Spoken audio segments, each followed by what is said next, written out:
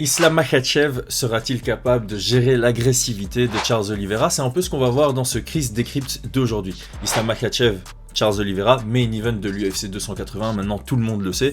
On a déjà fait beaucoup d'analyses, notamment sur ce main event, on a fait un genre de deep dive, on a allé super loin dans le détail, dans le Tsum Tsum, il y a 3 semaines déjà. Alors ici pour ce Chris Decrypt, étant donné que j'en avais déjà fait plusieurs sur Charles Oliveira et un sur Makhachev avant son combat contre Bobby Green, on a déjà vu pas mal de choses. Donc je me suis dit, pour les Chris Decrypt de la semaine, je vais me concentrer donc sur leurs derniers combats respectifs. Ici c'est Makhachev contre Bobby Green et ça va un peu répondre à est-ce que Makhachev est capable de gérer ou de contrôler un athlète qui met le chaos, qui est un peu agressif et qui cherche à tout prix à sortir une fois qu'on est dans une phase de grappling, ce qui est potentiellement le cas pour ce week-end, c'est-à-dire que Charles Oliveira, je pense qu'il a confiance contre n'importe qui en grappling, mais face à Makhachev, il va plutôt vouloir initier l'action, il va pas vouloir subir évidemment le grappling de son adversaire ce week-end.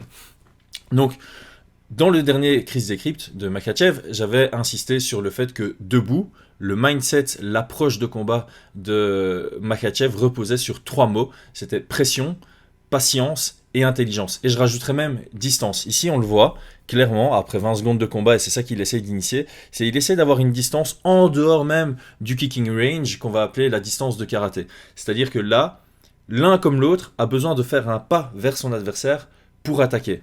On ne sait pas envoyer de kick, on ne sait pas envoyer de jab à partir de là sans faire de pas, si on veut toucher son adversaire. Ça signifie que Makhachev, si son adversaire veut initier contre lui, il doit avancer, ce qui lui donne un temps de réaction. Et ce temps de réaction, ça lui permet de bien réagir pour soit reculer, soit contrer, soit shooter dans les jambes. C'est un peu les 3 objectifs qu'il se donne quand son adversaire initie. Son deuxième objectif, c'est de mettre de la pression. On le voit progressivement. Alors, il surengage pas, il n'exagère pas à vouloir mettre de la pression à tout prix. Je pense que c'est une leçon qu'il a tirée de sa seule défaite contre Adriano Martins. Parce qu'avec la distance qu'il impose, quand lui veut attaquer, ben c'est la même chose que ses adversaires. Il doit avancer. Et quand il avance, il a de temps en temps tendance à surengager. Ça avait donné un temps suffisant à Adriano Martins pour venir envoyer son check hook et marquer le KO. Donc, le fait de pouvoir presser, ça lui permet 2 choses. Ça lui permet d'empêcher son adversaire de reculer, parce qu'il y a très très peu d'espace derrière, donc il ne sait plus désengager. Et ça lui permet aussi de tout doucement se mettre à une distance plus rapprochée pour faire un shoot, par exemple, en takedown de beaucoup plus proche. Donc ça, c'est l'objectif. Là, il est dans une position idéale pour lui. Il est au centre de la cage et son adversaire commence à avoir de moins en moins d'espace derrière lui. Donc, ce qui nous intéresse aujourd'hui, c'est Makhachev, quand il l'engage en lutte. Alors contre Dan Hooker et ici contre Bobby Green, il a montré un timing, une lecture du jeu qui est vraiment incroyable. Il a cette compétence, cette capacité à voir quand son adversaire attaque et engager directement, changer la dynamique du combat. Mon adversaire veut striker, eh ben moi je veux lutter. Donc ici on a un Bobby Green qui pourtant utilise une arme longue, une arme plutôt safe, le front kick. Donc le front kick, ça permet de maintenir une distance. A priori, il n'y a pas trop de risque de se faire lutter si on l'envoie bien, mais face à Makhachev, c'est pas le cas. Donc, première chose qu'on va remarquer, le réflexe défensif de Makhachev est excellent. Il vient protéger ici, au cas où c'est un virgule kick, donc une feinte de front kick qui vient à la tête après. Il est protégé. Et c'est son bras opposé qui vient chasser. C'est-à-dire qu'il va pouvoir chasser la jambe avant de Bobby Green vers l'extérieur. Donc s'il chasse très bien, Bobby Green va commencer à lui tourner le dos. Et donc il n'a aucune opportunité de contre-attaquer à part avec un spinning back fist, ce qui est relativement rare. Et de toute façon, si le spinning back fist part, il est protégé, Makhachev. Ici, il vient crocheter le pied et directement. Là, il n'y a pas d'hésitation. D'ailleurs, il y a peut-être même un peu de précipitation. On perd en technique. Il vient chercher à amener au sol. Et d'ailleurs, on le voit.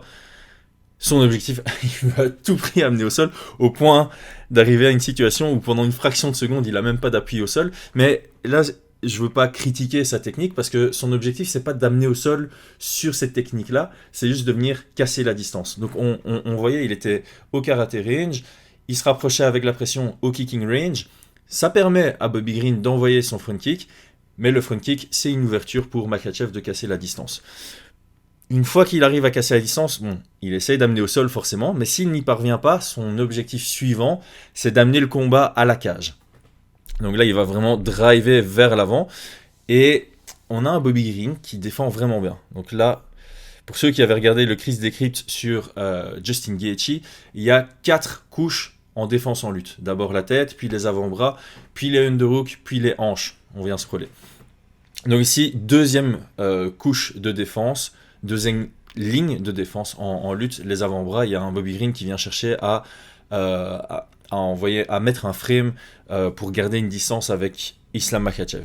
Ce que Islam va faire du coup, c'est quand il y a un frame, il vient chercher le single collar tie. Et Bobby Green a dit ça dans une interview après le combat. Il a jamais combattu, il s'est même jamais entraîné avec quelqu'un qui avait autant de force que Makhachev. Donc on a l'impression que ce que ça signifie, c'est une fois que Makhachev a un single collar tie, donc c'est ce qu'il vient chercher ici avec son bras gauche, tu sais plus bouger ta nuque, tout simplement. Donc Makhachev, il vient chercher un contrôle de son adversaire, et en même temps, il pousse l'action vers la cage pour avoir un meilleur contrôle des déplacements de Bobby Green. Donc ici on le voit, single collar tie, petit uppercut qui est envoyé, et on voit qu'il avance pour mettre pression à Bobby Green et venir avoir un contrôle contre la cage. Hop. Bobby Green, très bon réflexe, single collar tie, il veut l'enlever, il cherche à passer en dessous, donc il va faire en sorte que sa tête passe en dessous, et se diriger même vers le dos de Makhachev pour sortir de cette situation de clinch / grappling. Makhachev, très très bon réflexe, il garde son single collar tie, et il continue à appliquer la pression. Donc on a un Bobby Green qui cherche toujours à sortir, très bon réflexe ici. Bobby Green vient chercher le contrôle du poignet, pour lever le bras de Islam Makhachev et pouvoir sortir de nouveau sa tête vers l'extérieur. Et grosse pression d'Islam. Hop, alors, c'est ça que je voulais dire ici. Bobby Green passe de la deuxième ligne de défense à la première ligne de défense en lutte. Il vient positionner sa tête sur l'épaule et la tête d'Islam Makhachev. Réflexe d'Islam Makhachev pour passer cette première ligne de défense, passer en dessous. Donc là, ce que Makhachev va faire, c'est qu'il va passer sa propre tête en dessous de celle de Bobby Green, et ça va lui permettre de venir chercher son overhook ici. Réflexe de Bobby Green pour le overhook, une demi-lune, il va essayer de passer en dessous du overhook. Donc, Bobby Green, il a le underhook, ce qu'il va faire, c'est qu'il va lever le bras, son bras droit, donc le bras gauche de Makhachev, pour passer en dessous et sortir de cette situation. Et c'est là où on va voir toute la force de Makhachev qui va bloquer ce mouvement et venir chercher le overhook et chercher à le contrôler. Donc ici, important, c'est Makhachev qui contrôle le poignet de Bobby Green de l'autre côté. Et il va continuer non-stop à mettre cette pression vers la cage. Hop. Et donc là, on est dans une position assez confortable, pas extrêmement confortable, mais plutôt bonne pour Makhachev, même si, idéalement, il voudrait que les deux épaules de Bobby Green soient également contre la cage pour vraiment contrôler le corps de son adversaire. Alors, ce que Bobby Green va faire, ça va pas fonctionner vers le haut, il va passer vers le bas. Donc il va faire en sorte que son bras droit passe entre leurs deux corps pour le remonter par au-dessus et avoir une sortie vers chez nous, vers la caméra. Makhachev s'en rend compte, donc là il commence à perdre le contrôle, il n'a plus son overhook.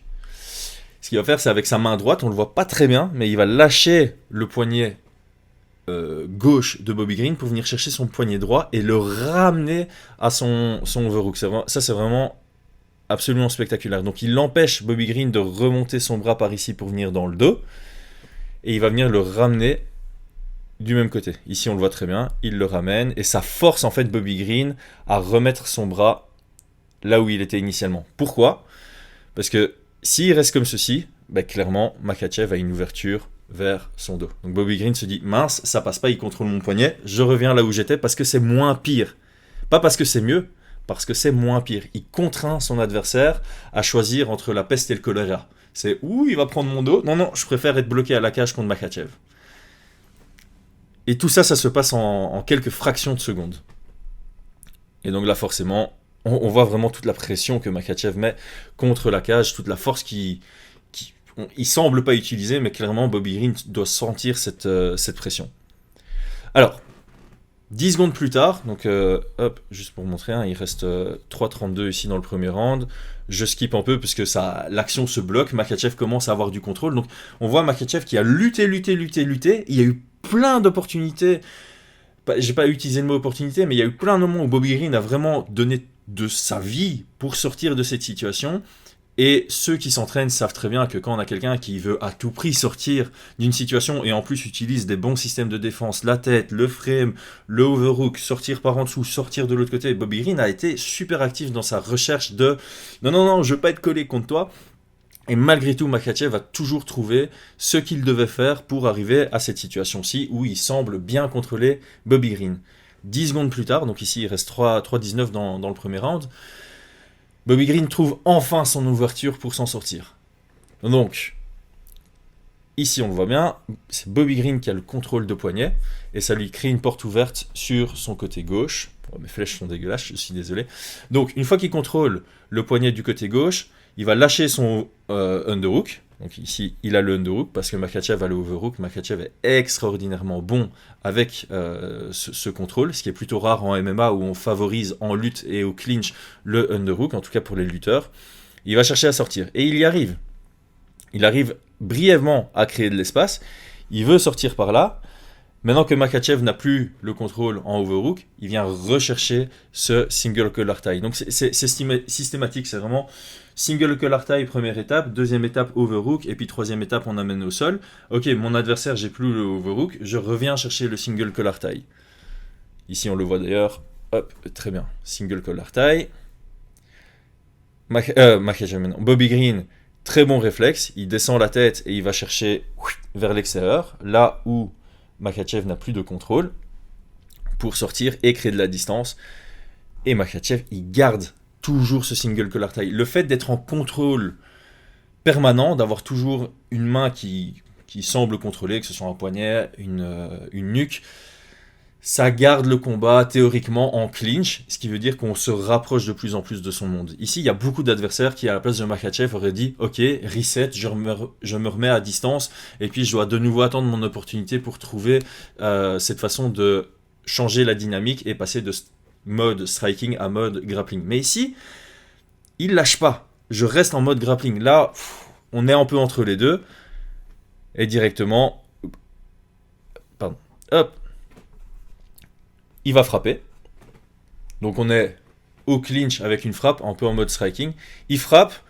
Bobby Green se dit ok, on est repassé en mode striking. Et directement après, le shoot dans les jambes. Et regardez la vitesse à laquelle il va. Bobby Green est encore en train de se lever. Que Makhachev est en train de shooter dans les jambes. Et maintenant on a le shoot. Et là on est très bien pour Makhachev.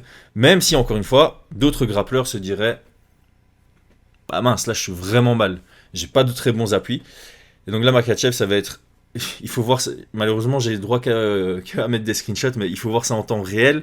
C'est tout des mini-pas, mais on sent qu'il y a une explosivité et une puissance, une force qui va vers la cage qui est absolument incroyable. Donc là, je l'ai mis en version screenshot.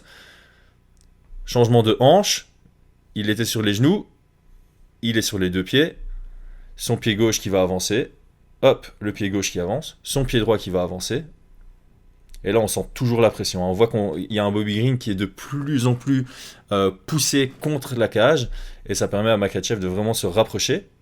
Puis changer de direction. Parce que là, évidemment, la cage empêche Bobby Green de tomber vers l'arrière. Donc, on a un changement de direction. Très très bien vu. Et ce changement de direction est absolument parfait pour deux raisons. Hop, on va le voir ici. Voilà.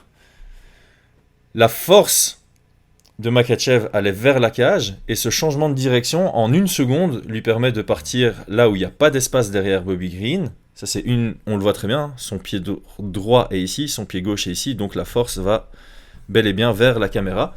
Et Bobby Green, lui, il a changé de direction, et du coup, il y a déjà un pied qui n'a plus d'appui au sol, et on le voit, là, il est parti pour se ramener au sol.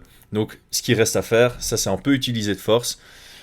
Il a son lock, il va squeeze ses mains, donc il va en dessous du centre de gravité de Bobby Green, envoyer la force vers lui, et au-dessus, avec son épaule et la tête qu'on ne voit pas, il va envoyer vers la caméra, au-dessus du centre de gravité. Donc tu as le centre de gravité qui va être coupé, un genre d'effet ciseau.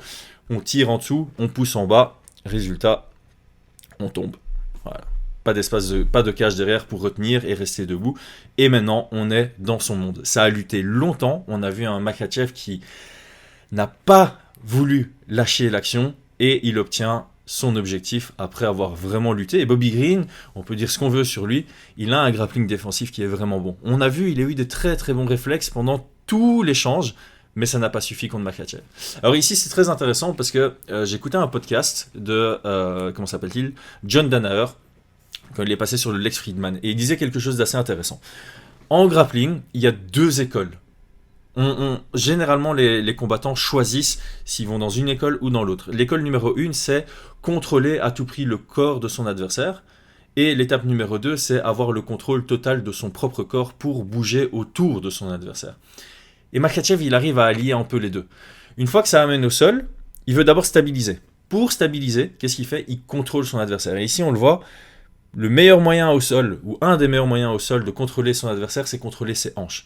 Il contrôle la hanche du côté gauche de Bobby Green pour pas qu'il puisse sortir de ce côté-ci, en sachant qu'il ne peut pas partir de l'autre côté, puisqu'il y a la cage. C'est aussi pour ça que de nombreux lutteurs, et en fait de nombreux combattants MMA, préfèrent amener au sol à la cage, parce que généralement, ça leur permet d'avoir un côté qui est contrôlé par la cage et devoir se concentrer uniquement sur le contrôle des hanches, le mouvement des hanches de l'autre côté. Alors évidemment, il y a toujours le contre-argument que la cage, ça permet aussi à l'adversaire de se lever, d'avoir un appui supplémentaire pour se lever.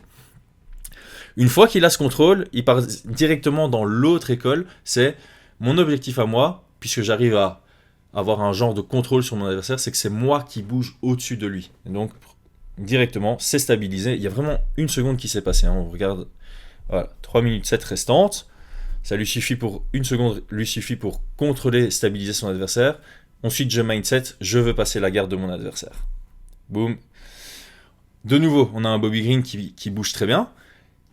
Makhachev se rend compte que maintenant, il y a un tout petit espace entre Bobby Green et la cage, ce qui permet à Bobby Green de chercher à faire une crevette du côté cage. Du coup, réflexe de Makhachev, venir contrôler la hanche de l'autre côté. Et là, on le voit, contrôle des deux côtés de la hanche. Il cherche de nouveau à bloquer son adversaire. Je veux contrôler le corps de mon adversaire pour ensuite, moi, pouvoir bouger. Et on le voit, il va vouloir monter le plus haut possible. On va toujours ce contrôle ici. Hop, le bras de Makhachev à la hanche. Ce qui lui permet aussi de contrôler la jambe de Bobby Green et ce qui va lui permettre de prendre du terrain. Hop, il commence à avancer vers une position bien plus intéressante que la full guard. Alors, on va finir là-dessus, parce que ça vient typiquement de A.K.A. Le masterclass qui avait été donné par Daniel Cormier contre Anthony Rumble Johnson, c'était à partir de la demi, je menace la Kimura, pas pour soumettre avec la Kimura, mais pour pouvoir passer cette demi et prendre la monte. Et cette logique est très très bien gardée par Makhachev. Donc ici on a un Makhachev qui menace la Kimura à partir de la demi.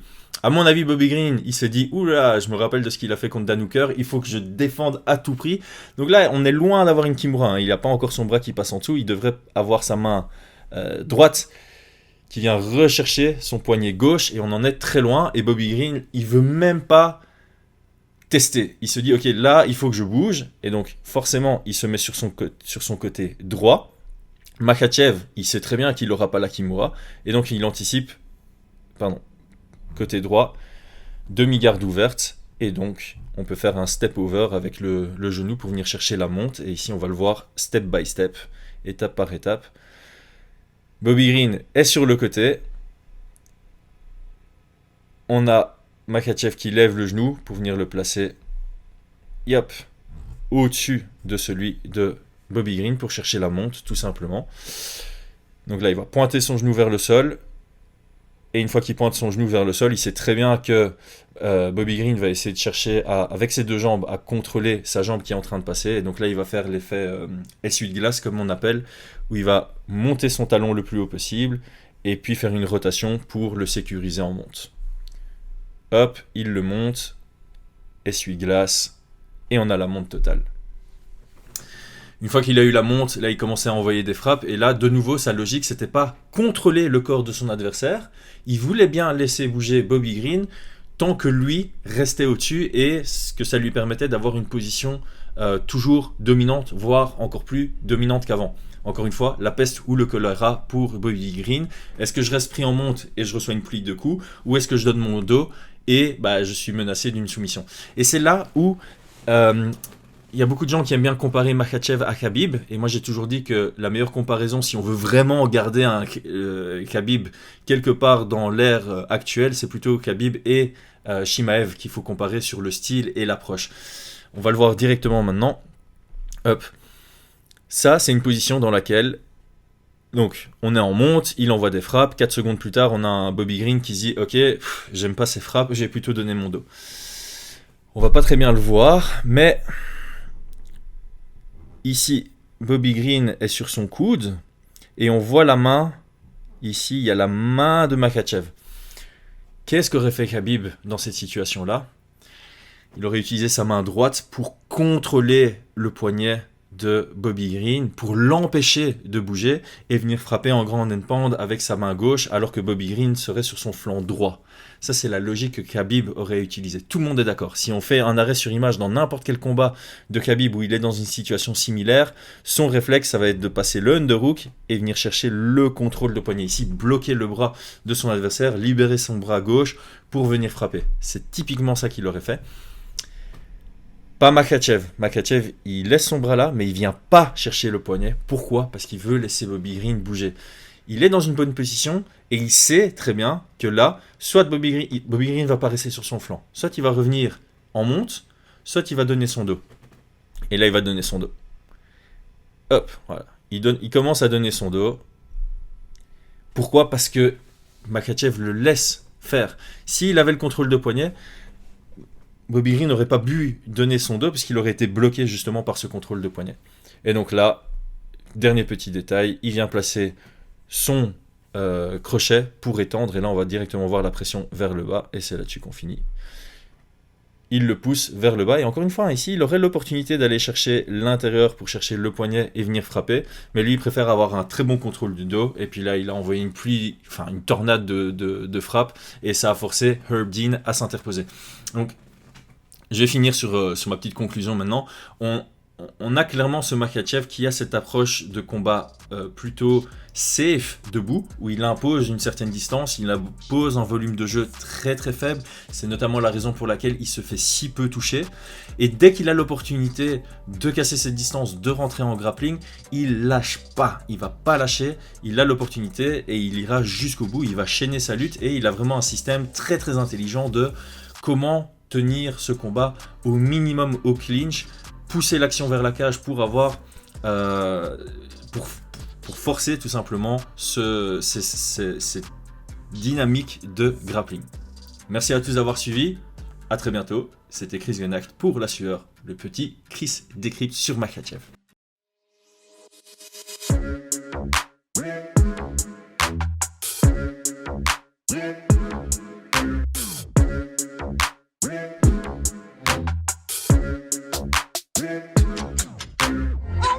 Come on,